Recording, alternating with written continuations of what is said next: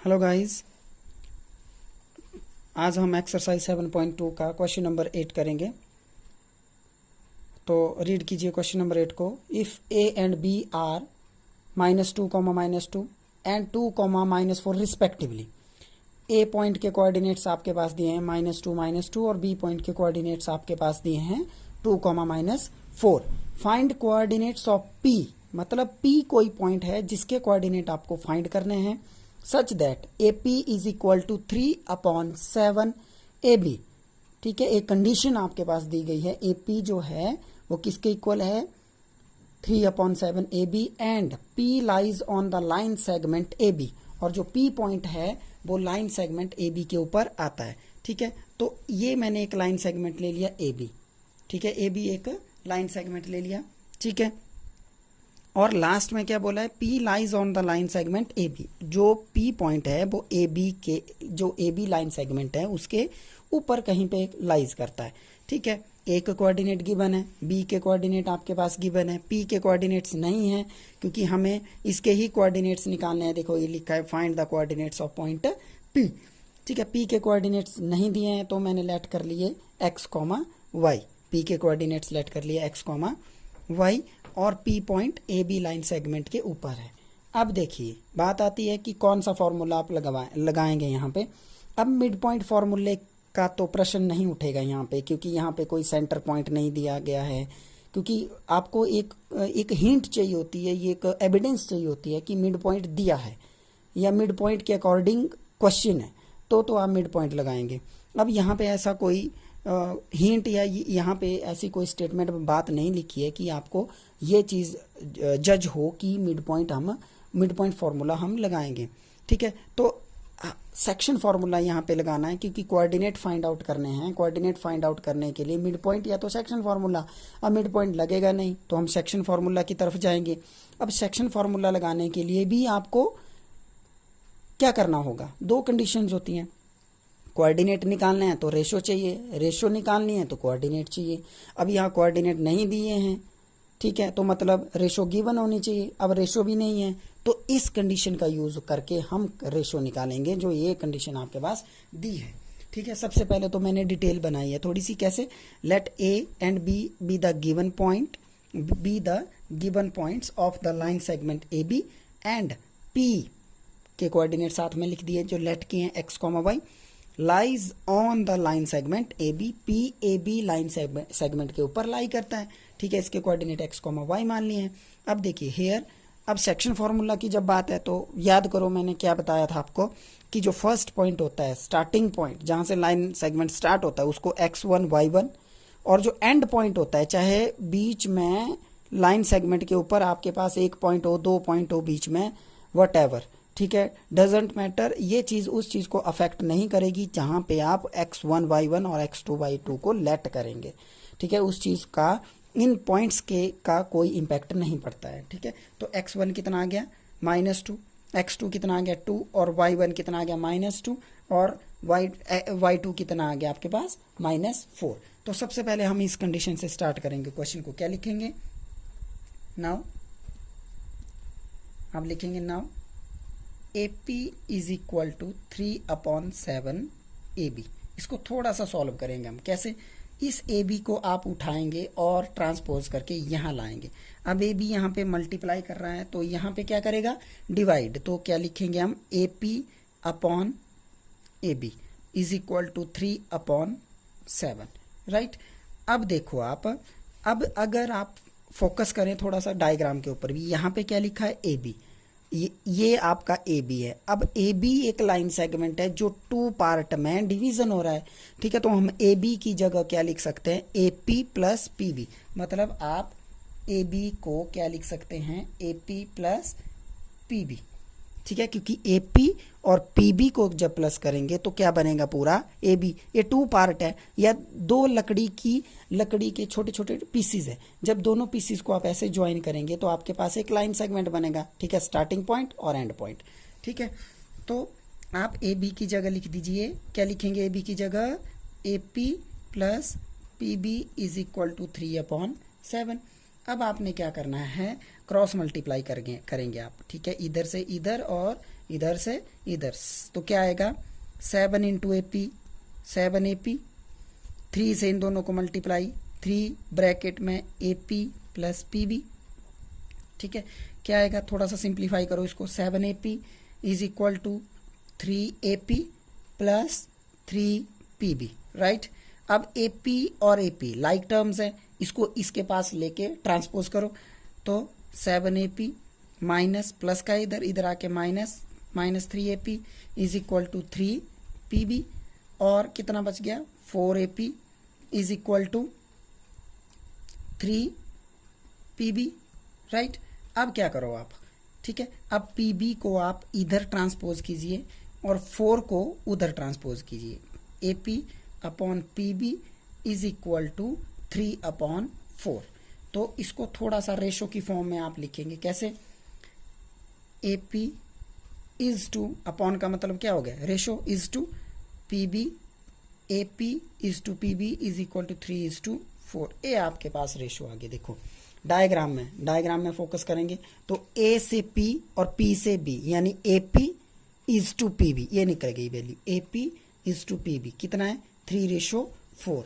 तो इसकी रेशो आपके पास कितनी आ गई, 3:4, ठीक है, रेशो निकल गई आपके पास, यानी रेशो निकल गई मतलब आपके पास M1 M2 की वैल्यू आ गई, ठीक है। कोऑर्डिनेट आपने फाइंड आउट करने हैं, ठीक है। तो नाउ M1 कितना आ गया आपके पास 3 और M2 कितना आ गया आपके पास 4 आ गया, राइट। अब आप क्या करेंगे, सेक्शन फॉर्मूला लगाएंगे आप। अब आप क्या लिखेंगे, यूजिंग सेक्शन फॉर्मूला, क्योंकि कोऑर्डिनेट फाइंड आउट करने हैं तो सेक्शन फॉर्मूला लगेगा, ठीक है। अब सेक्शन फॉर्मूला में याद कीजिए लेफ्ट हैंड साइड क्या लिखते थे, कॉमन चीज मैंने बताई थी कि सेक्शन फॉर्मूला और मिड पॉइंट फॉर्मूले की लेफ्ट हैंड साइड इक्वल होती है, ठीक है। तो क्या इक्वल होगा दोनों में, कोऑर्डिनेट्स ऑफ पॉइंट, कौन सा P, जो पॉइंट बीच में है उसके coordinate left side is equal to में आपका फॉर्मूला आएगा 12 21 वाला, याद है, mx plus mx upon m plus m comma my plus my upon m plus m, ये आपका फॉर्मूला आ गया, ठीक है। तो 12 21 12 21 12 21 एंड 12। अब आप वैल्यू पुट कीजिए, ठीक है। क्या होगा, P के कोऑर्डिनेट क्या लिए हैं x, y, राइट, और यहाँ वैल्यूज पुट कीजिए आप, क्या आएगा 3 multiply 2 plus 4 multiply -2 upon 3 plus 4, और यहाँ कॉमा, अब यहाँ पे वैल्यूज पुट कीजिए आप, क्या आएगा 3 इंटू -4। जब वैल्यूज पुट करेंगे तो आपको पता चल जाएगा वैल्यूज कैसे पुट होनी है, ठीक है, क्योंकि ये काम आप पहले भी कर चुके हैं सेक्शन फॉर्मूला में, राइट। अब आप इसको सॉल्व कीजिए, plus minus minus 4 2 8 -12 plus minus -8 7, और यहाँ आ गया -2 अपॉन 7 कॉमा -20 अपॉन 7, ठीक है।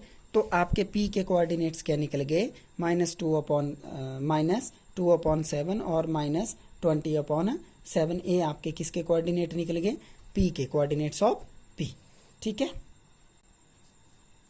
चलिए गाइस बढ़ते हैं नेक्स्ट क्वेश्चन की तरफ। Question number 9, find the coordinates of the point which divide the line segment joining A and B in 4 equal parts. अब इस चीज को आपने थोड़ा सा फोकस करना है। देखो A पॉइंट आपके पास दिया है, इसके कोऑर्डिनेट, B पॉइंट दिया है, इसके कोऑर्डिनेट। A और B पॉइंट किसके हैं, लाइन सेगमेंट के पॉइंट है ये। तो starting point A, and point B, और आगे बोला है 4 इक्वल पार्ट्स। तो आपने अपनी लाइन को इस तरीके से डिवाइड करना है कि लाइन के 4 इक्वल पार्ट्स हो जाएं, 1 2 3 4। मैंने 3 कट लगाए तो 4 पार्ट में आपकी लाइन कन्वर्ट हो गई, डिवाइडेड हो गई, राइट। अब 3 पॉइंट कौन कौन से लेट कर लिए, C, D एंड E, ठीक है। कौन सा point, C, D and E। C के कोऑर्डिनेट लेट कर लिए मैं x1, y1, डी के x2 y2 और ई के x3 y3। अब यहाँ पे एक चीज अंडरस्टैंड कीजिए, आपको सी के कोऑर्डिनेट भी निकालने हैं, टी के भी निकालने हैं और ई के भी निकालने हैं। ठीक है, अब बात मिड पॉइंट की तो है नहीं इधर। ठीक है, बात होगी सेक्शन फॉर्मूला की। अब सेक्शन फॉर्मूला से क्या निकलता है, किसी एक पॉइंट के कोऑर्डिनेट निकलते हैं जो लाइन के बीच में होता है कहीं भी। ये जरूरी नहीं है कि वो बिल्कुल सेंटर पे होगा, सेंटर पे होगा तो आपका मिड पॉइंट फॉर्मूला लगा सकते हैं वहां पे। ठीक है, तो यहां पे सेक्शन फॉर्मूला लगेगा, लेकिन कितनी बार, 3 बार आपको सेक्शन फॉर्मूला का यूज करना होगा। एक बार सेक्शन फॉर्मूला लगाएंगे तो सी पॉइंट के कोऑर्डिनेट्स निकलेंगे, फिर डी के लिए आप लगाएंगे तब डी के कोऑर्डिनेट्स निकलेंगे, फिर ई पॉइंट के कोऑर्डिनेट्स निकालने के लिए ई पॉइंट के ऊपर सेक्शन फॉर्मूला लगेगा। लेकिन सारी सब में कॉमन बात क्या है, जो 1 1 और जो 2 2 है वो फिक्स। वो मैं बहुत बार इस चीज को रिपीट कर चुका हूं। आपको सेक्शन फॉर्मूला और मिड पॉइंट फॉर्मूला में बिल्कुल कंफ्यूजन नहीं होनी चाहिए कि x1 y1 और x2 y2 की वैल्यू कहां से लेनी है आपने, वो स्टार्टिंग और एंड पॉइंट्स, आप इनको लेकर कंफ्यूज नहीं होना। ये जस्ट सिंबल्स मैंने दिए हैं कोऑर्डिनेट्स को, ये लेट किए हैं कोऑर्डिनेट्स। ठीक है, इनकी वैल्यू अभी आएगी आपके पास। तो आपको सेक्शन फॉर्मूला 3 पॉइंट्स के लिए लगाना है 3 बार, सी के लिए भी, डी के लिए भी, ई के लिए भी। सबसे पहले कहाँ किस पॉइंट पे लगाएंगे, सी पॉइंट के लिए। तो मैंने डिटेल बनाई है, let A and B be the given points of the line segment A B and C D E be the points which divides the line segment A B in 4 equal parts. Right, ठीक है, तो आपको क्या करना है, C point पे section formula लगाना है पहले। तो फॉर पॉइंट सी पॉइंट के लिए पहले डिटेल बनाते हैं। ठीक है, 1 1 2 2 फिक्स है। x1 कितना आ गया, -2, x2 कितना आ गया 2, y1 कितना आ गया 2 और y2 कितना आ गया 8। ये हो गया x1 y1 और एंड हो गया x2 y2। ठीक है, अब बात एक अधूरी रह गई। अब सेक्शन फार्मूला लगाने के लिए तो रेशो जरूरी है। ठीक है, तो इस पॉइंट की रेशो क्या होगी, अब रेशो लेट नहीं करेंगे क्योंकि आपके पास इक्वल पार्ट्स दिए गए हैं। तो यहां सी पॉइंट को देखिए, सी पॉइंट से इधर को कितने पार्ट हैं 1, तो लिखेंगे 1। और सी पॉइंट के एंड तक देखिए, सी पॉइंट से एंड पॉइंट तक देखिए कितने पार्ट हैं 1 2 3। तो रेशो आ गई सी पॉइंट के लिए 1:3। सी के इधर 1 पार्ट, सी के इधर 3 पार्ट। अब बात आती है बीच वाले पॉइंट पे। इस पॉइंट को आप डी पॉइंट से इधर को कितने पार्ट हैं 2, डी पॉइंट से इधर को कितने पार्ट हैं 2, तो 2:2। इसको 1:1 भी लिख सकते हैं क्योंकि 2:2 का मतलब हुआ 2/2, और इसको लिख सकते हैं 1:1। और इस पॉइंट पे आप मिड पॉइंट फॉर्मूला भी लगा सकते हैं क्योंकि ये बिल्कुल सेंटर पॉइंट है इस लाइन का। 2 तरीके से है कोऑर्डिनेट आप इसके फाइंड कर सकते हैं। राइट, और ई पॉइंट की रेशो क्या बनेगी, ई पॉइंट से इधर को 3 पार्ट्स हैं और इधर को 1 पार्ट्स हैं, तो रेशो आएगी 3:1। ठीक है, तो सी पॉइंट की हम बात कर रहे थे। सी पॉइंट के लिए m1 m2 की वैल्यू ये हो गई, m1 हो गया 1 और m2 हो गया आपके पास 3। Right, understand. अब लगाइए आप section formula using section formula. ठीक है, सेक्शन फॉर्मूला आप लगाएंगे तो लेफ्ट साइड क्या लिखेंगे, coordinate of point C, coordinates of point C is equal to, section formula लगाएंगे हम m1 x2 plus m2 x1 upon m1 plus m2 comma m1 y2 plus m2 y1 upon m1 plus m2। ठीक है, अब आप values डाल दीजिए, 1 × 2 plus 3 × -2 upon 1 + 3। C point की बात कर रहे हैं तो रेशो 1:3। m1 की वैल्यू 1 है, m1 की वैल्यू 1 है, m2 की वैल्यू 3 है। राइट, और m1 फिर से अब बाई कोऑर्डिनेट में वैल्यूज डालिए आप, 1,8 प्लस 3,2 अपॉन 1 + 3, तो 2 1 = 2 प्लस माइनस 3 2 = 6 अपॉन 4, और यहाँ 8 1 = 8, 3×2=6/4 और यहाँ पे आ जाएगा -4/4, 14/4, यहाँ पे आ गया -1 और यहाँ पे काट दो इसको 2 के टेबल से, 2 7 जा 2 2 जा 7/2। आपके कोऑर्डिनेट आ गए किस पॉइंट के, सी पॉइंट के, यानी x1 y1। यानी क्या माने थे सी पॉइंट के कोऑर्डिनेट आपने, x1, y1 आपने कोऑर्डिनेट से माने थे। ए सी पॉइंट के कोऑर्डिनेट्स आपके पास आगे चलिए। इसी तरह से आपको किसके कोऑर्डिनेट्स निकालने हैं, डी के। ठीक है, तो डी के लिए डिटेल बनाओ पहले। फॉर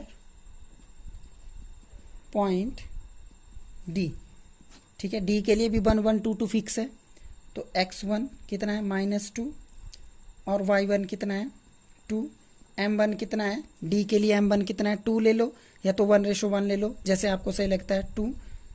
m2 = 2, ठीक है, और x2 = 2 और y2 = आपके पास 8। राइट, हो गया। अब आप सेक्शन फॉर्मूला लगाओ इसके ऊपर। ठीक है, यूजिंग सेक्शन फॉर्मूला। ठीक है, क्या लिखेंगे, कोऑर्डिनेट्स, लेफ्ट हैंड साइड क्या लिखेंगे, coordinates of point D = right side आप फॉर्मूला लिख दो, mx + mx / m + m, my + my / m + m, 12 21 12 21।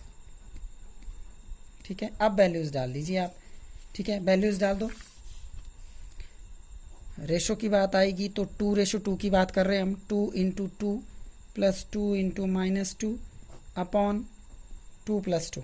Okay, अगर आप 1:1 लेंगे, 2:2 ले रहा हूं मैं, बाद में मेरा 4 आएगा, फिर ये कटेगा 2 से। ठीक है, एक ही बात आएगी।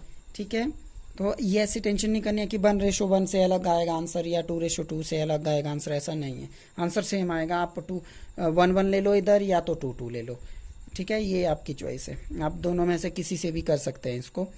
ठीक है, 2 × 8, अब बाई कोऑर्डिनेट में वैल्यू डालिए, 2 × 8 + 2 × 2 / 2 + 2। राइट, और आ गया 4 ± -2 2 = 4, यहाँ आ गया 4, 8 2 = 16, 2 2 = 4, यहाँ आ गया 4, और इसको सॉल्व कर दिया तो यहाँ आ गया 0/4 और यहाँ आ गया 20/4 और यहाँ आ गया 0 और यहाँ आ गया 5। ये आपके कोऑर्डिनेट आ गए किसके, डी के। डी के क्या कोऑर्डिनेट्स माने थे आपने, x2, y2। ये आ गए डी पॉइंट के कोऑर्डिनेट्स। अब आपको कोऑर्डिनेट्स किसके निकालने हैं, किसके कोऑर्डिनेट निकालने हैं, ई पॉइंट के। ठीक है, ई पॉइंट के लिए रेशो 3:1 है, क्योंकि ई पॉइंट से इधर को 3 पार्ट और ई पॉइंट से पी पॉइंट तक 1 पार्ट है। ठीक है, तो डिटेल बनाएंगे। सबसे पहले क्या लिखेंगे, फॉर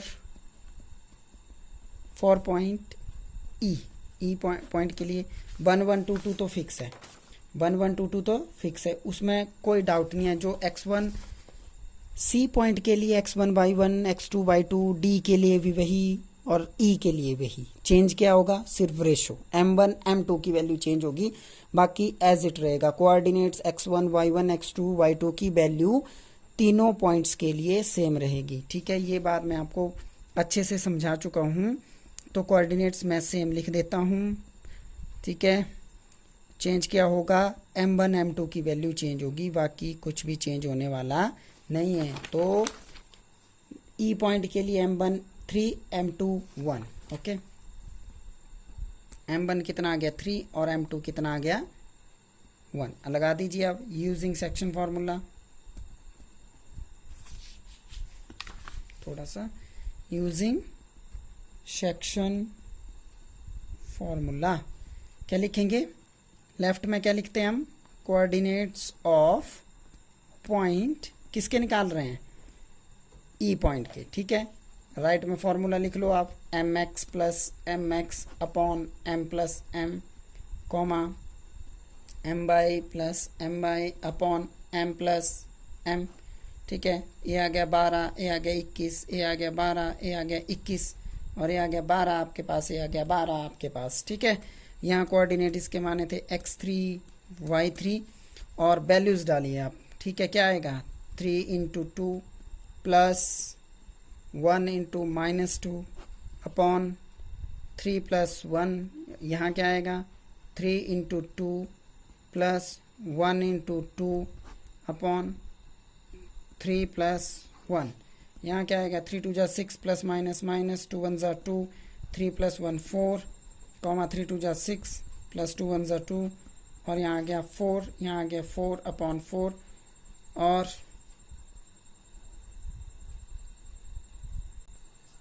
ठीक है यहाँ थोड़ी सी मिस्टेक है, यहाँ पे बाई 2 की जो वैल्यू है वो गलत पुट कर दी थी, 8 पुट होगा यहाँ पे, ठीक है, क्योंकि बाई 2 की वैल्यू कितनी है 8, ठीक है। और 3 ये आ गया आपके पास 26 अपॉन 4 यहाँ पे, और इसको काट के लिख दो 1, और इसको काट के 2 से 13 अपॉन आपके पास आ गया 2। तो ये आपके किसके कोऑर्डिनेट आ गए, किसके कोऑर्डिनेट आ गए x3 y3 मान के चले थे हम पॉइंट E के कोऑर्डिनेट्स, ठीक है। तो E पॉइंट के कोऑर्डिनेट्स ये रहे आपके पास 13/1, 13/2। समझ आ गया सबको, ठीक है। इस तरीके से जो है वो सेक्शन फार्मूला आपने 3 बार लगाना था, क्योंकि एक बार जब सेक्शन फार्मूला लगाते हैं तो एक ही पॉइंट के कोऑर्डिनेट निकलते हैं, दूसरी बार दूसरे पॉइंट, तीसरी बार तीसरा पॉइंट, ठीक है। 3 बार अगर लाइन सेगमेंट के बीच 3 पॉइंट है तो 3 बार, 2 हैं तो 2 बार, 1 है तो 1 बार सेक्शन फार्मूला आपने लगाना है, ठीक है। आगे हम 7.2 एक्सरसाइज का क्वेश्चन नंबर 10 यानी लास्ट क्वेश्चन करेंगे आज आपकी 7.2 एक्सरसाइज, फिर क्लोज हो जाएगी, ठीक है। फिर नेक्स्ट हम कल जो है नेक्स्ट वीडियो में 7.3 एक्सरसाइज स्टार्ट करेंगे। तो इसमें क्या पूछा है, ये थोड़ा सा डिफरेंट क्वेश्चन है इस एक्सरसाइज का, क्योंकि इस एक्सरसाइज में हमने मिड पॉइंट फार्मूला पढ़ा, सेक्शन फार्मूला पढ़ा, लेकिन ये ऐसा क्वेश्चन है जिसपे डिस्टेंस फार्मूला लगेगा। अब कैसे आपको पता चलेगा कि डिस्टेंस फार्मूला लगाना है, इस बात को आपने ध्यान से सुनना है, ठीक है। Find the area of rhombus, rhombus का एरिया निकालना है, ठीक है। If its vertices are 3,0, first point के कोऑर्डिनेट, सेकंड पॉइंट के कोऑर्डिनेट 4,5, थर्ड पॉइंट के कोऑर्डिनेट -1,4, और फोर्थ पॉइंट के coordinate -2, -1, taken in order. Order मतलब हुआ कि या तो क्लॉकवाइज इनको लिया जाएगा या तो एंटी क्लॉकवाइज, मतलब ऐसा नहीं करा जाएगा कि ए पॉइंट यहाँ लिख दिया, बी यहाँ लिख दिया, सी यहाँ लिख दिया, डी यहाँ लिख दिया, ठीक है। आपको एक ऑर्डर में लेना है, या तो आप क्लॉकवाइज एंटी क्लॉकवाइज चलो, या तो आप क्लॉकवाइज नंबरिंग दो, A B C D या A B C D, right, ठीक है। आपको इस तरीके से नेमिंग देनी होती है 4 पॉइंट्स। अब व्हाट इज रोहम्बस, सबसे बड़ी बात है रोहम्बस क्या होती है। रोहम्बस एक क्वाड्रिलेटरल का टाइप होती है। अब what is quadrilateral, 4 sided diagram is quadrilateral. जितनी भी 4 साइडेड डायग्राम्स होती हैं जिनमें 4 साइड्स होती हैं उनको क्वाड्रिलेटरल बोलते हैं। अब क्वाड्रिलेटरल के डिफरेंट टाइप्स होते हैं, क्योंकि स्क्वायर होता है उसमें भी 4 साइड्स होती हैं, लेकिन नेम क्या है स्क्वायर, उसकी अपनी प्रॉपर्टीज है। रोहम्बस भी उसी तरह से 4 साइडेड डायग्राम है, ठीक है। इसकी ऑल द साइड्स रोहम्बस में इक्वल होती हैं। डायगोनल इसका एक लॉन्ग होता है एक शॉर्ट होता है, ठीक है। तो आपने क्या करना है, अब आपको एरिया पूछा है रोहम्बस का। अब रोहम्बस का एरिया निकालने का फॉर्मूला होता है 1/2 diagonal first into diagonal second, ठीक है। डायगोनल फर्स्ट का मतलब कि डायगोनल फर्स्ट की लेंथ कितनी है, और डायगोनल सेकेंड का मतलब हुआ सेकेंड डायगोनल की लेंथ कितनी है, ठीक है। समझे बात, ये इसका मतलब हुआ, मतलब लेंथ की बात की है, यानी AC की लेंथ हमें निकालनी है। और कोऑर्डिनेट ज्योमेट्री में लेंथ निकालने के लिए हम किसका यूज करते हैं, डिस्टेंस फॉर्मूला। मतलब हमें AC का डिस्टेंस निकालना है, तब हमारे पास AC साइड की जो AC डायगोनल है इसकी लेंथ आएगी। फिर हमें BD के ऊपर सेक्शन फार्मूला लगाना है, फिर BD की क्या निकलेगी, BD डायगोनल की लेंथ निकलेगी। फिर फर्स्ट डायगोनल की लेंथ को यहाँ पुट करेंगे और सेकंड डायगोनल की लेंथ को यहाँ पुट करेंगे, इसको सॉल्व करेंगे, आपका एरिया आ जाएगा रोहम्बस का। समझ आया सबको क्यों लगाना है डिस्टेंस फार्मूला, क्योंकि डिस्टेंस फार्मूला इसलिए लगाना है क्योंकि रोहम्बस का जो एरिया निकालने का फार्मूला होता है वो होता है 1/2 into diagonal first. Diagonal first मतलब length of first diagonal into length of second diagonal, और लेंथ निकालने के लिए आपको डिस्टेंस फार्मूला ही यूज करना पड़ेगा, ठीक है। तो स्टार्ट करते हैं हम क्वेश्चन से। Let A B C and D be the given points of the rhombus, ठीक है। सबसे पहले हम क्या करेंगे हम सबसे पहले AC की लेंथ निकालेंगे। क्या लिखेंगे सबसे पहले, फॉर AC के लिए डिटेल बना दो 1 1 2 2। x1 कितना आ गया 3, y1 कितना आ गया 0, x2 कितना आ गया -1 और y2 कितना आ गया 4। अब निकालो by using distance formula, by using distance formula क्या लिखेंगे ए सी। अब एक बात और याद करो आप, मैंने बोला था कोऑर्डिनेट ज्योमेट्री में 2 अल्फाबेट्स आप साथ में लिख देते हो तो उसका मतलब हो गया कि इन दोनों के बीच हम डिस्टेंस निकाल रहे हैं, और कहीं भी आप 2 अल्फाबेट साथ नहीं लिखेंगे। जब भी आपने कोई भी फॉर्मूला लगाना है उसमें 2 अल्फाबेट सिर्फ डिस्टेंस फॉर्मूला में लिखे जाएंगे। अगर 2 अल्फाबेट साथ लिख दिए, जैसे ए सी लिख दिया मैंने, तो इसका मतलब हो गया ए पॉइंट से सी पॉइंट का हम डिस्टेंस फाइंड कर रहे हैं, राइट। तो हम लिखेंगे इसको फॉर्मूला लगा के √x2 - x1 का whole square plus y2 - y1 का होल स्क्वायर। वैल्यूज पुट कीजिए आप इसमें, -1 - 3 का होल स्क्वायर प्लस y2 की वैल्यू 4 है, 4 - y1 की वैल्यू 0 है, 0 का होल स्क्वायर। ठीक है, यहाँ पे क्या होगा माइनस माइनस प्लस, दोनों को हम क्या करेंगे प्लस, साइन आंसर में बड़ी टर्म का माइनस, माइनस लग गया स्क्वायर, और यहाँ 4 - 0 मतलब 4 से कुछ भी माइनस नहीं करना है, 4 बचेगा स्क्वायर। ठीक है, अब माइनस की पावर इवन नंबर में माइनस खत्म हो जाएगा, माइनस माइनस प्लस, 4 4 जा 16 और 4 4 जा 16, यहाँ आ गया √32। ठीक है, अब √32 को हम क्या लिख सकते हैं 4√2 यूनिट्स। अब ये कैसे लिखा, ठीक है। अब जिनको नहीं पता स्क्वायर रूट कैसे सॉल्व करते हैं वो यहाँ ध्यान देंगे। ठीक है, इसके पहले फैक्टराइजेशन करो आप।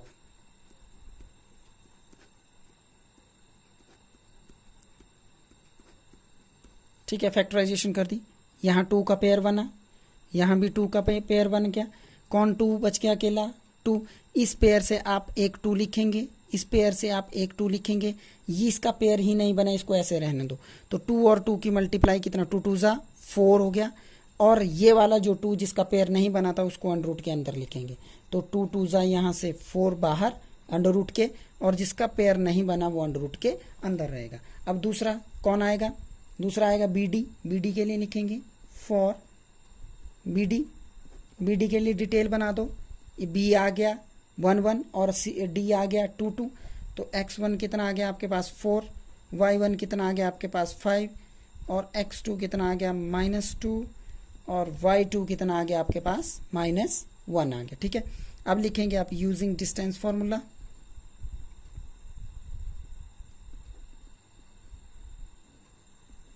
ठीक है, तो डिस्टेंस फार्मूला में हम क्या लिखेंगे BD, 2 अल्फाबेट साथ लिख दिए डिस्टेंस, और अंडर रूट क्या आएगा, अंडर रूट में क्या आएगा x2 - x1 का whole square plus y2 - y1 whole square. ठीक है, और x2 की वैल्यू बोलो कितनी है आपके पास, -2 - 4 स्क्वायर प्लस -1 - 5 होल स्क्वायर। यहाँ कितना आ गया -6 whole square plus -6 whole square, इसका आ गया 36, इसका भी आ गया 36, और अंडर रूट आ गया 72।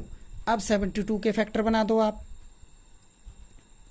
2 36, 2 18, 2 9 जा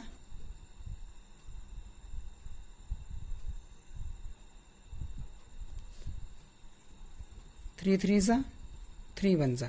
ठीक है, देखो 3 का पेयर बन गया, एक 3 यहाँ से आएगा, 2 का पेयर बन गया, एक 2 यहाँ से आएगा, तो 3 2 जा कितना हो गया 6, और इस 2 का नहीं बना तो इसको ऐसे ही क्या लिखेंगे 6√2 यूनिट्स। ठीक है, अब आप देखिए थोड़ा सा यहाँ हम सॉल्व कर देते हैं लास्ट में। इसकी आंसर वाली लाइन क्या होगी, area of rhombus is equal to क्या है 1/2 into diagonal first into diagonal second, यानी 1/2 इंटू डायगोनल फर्स्ट डायगोनल की लेंथ क्या आई थी आपके पास 4√2 इंटू सेकेंड डायगोनल की लेंथ क्या आई आपके पास 6√2, यानी कितना आ गया इधर 1/2 इंटू 4 इंटू 6 इंटू √2 मल्टीप्लाई √2 कितना आ गया 2। ठीक है, इसको मैं बताता हूँ कैसे आया ये। ठीक है, यहाँ से यहाँ काट दो, 2 2 जा 4, 6 2 जा 12, 12 2 जा 24, 24 स्क्वायर यूनिट्स। अब छोटी सी चीज़ यहाँ पे देखना आपने, √2 और √2 को मल्टीप्लाई किया तो मैंने 2 क्यों लिखा, देखो √2 मल्टीप्लाई √2 दोनों सेम है, बीच में मल्टीप्लाई है तो पावर 2 बन जाएगा, होल पावर 2। ठीक है, अब ये जो अंडर रूट होता है इसकी वैल्यू होती है पावर में 1/2, इस बात को ध्यान रखना। ठीक है, अंडर रूट की वैल्यू क्या होती है, पावर में 1/2, और ये जो बाहर 2 था पावर में ऑलरेडी, इस 2 से हाफ कट जाएगा, हाफ वाला 2, तो ये क्या बचेगा यहाँ पे, सिर्फ 2⁻1 और आंसर 2 ही रहेगा इसका। ठीक है, इस चीज़ को ध्यान रखना है, कई बार कंफ्यूजन हो जाती है बहुत बच्चों को कि √2 और √2 को मल्टीप्लाई करके सिर्फ 2 कैसे आया। ठीक है, तो √2 इंटू √2 पावर होल की पावर कितनी हो गई 2, और √2 की वैल्यू क्या बताई मैंने, पावर में 1/2 से ये वाला बाहर वाला 2 कट जाएगा, आपके पास 2 की पावर 1 बच जाएगा, और आपके पास ये आपका 10th क्वेश्चन है। इसी के साथ आपकी जो है वो 7.2 एक्सरसाइज खत्म होती है। अब आपने इसको प्रैक्टिस कर लेना अच्छे से, कोई प्रॉब्लम होगी तो मुझे बताना है। और जब आप वीडियो को देखने लगते हैं, तो जब वीडियो में जब आपने कोई टॉपिक पहले पढ़ा होता है तो वीडियो पॉज करके आप पहले खुद सॉल्व कर लीजिए करिए, फिर उसके बाद वीडियो को प्ले करके देखो, कंपैरिजन करो कि मैंने कहाँ गलती की है, मैंने कहाँ सही किया है, मेरे करने में और आपके करने में क्या डिफरेंस है, उसको आप कंपेयर कीजिए, फिर कोई मिस्टेक होती है तो उसको करेक्ट कीजिए। ठीक है, यही वे है जिसके कारण आप जल्दी सीखेंगे और प्रैक्टिस भी साथ साथ होती रहेगी। ठीक है, थैंक यू सो मच।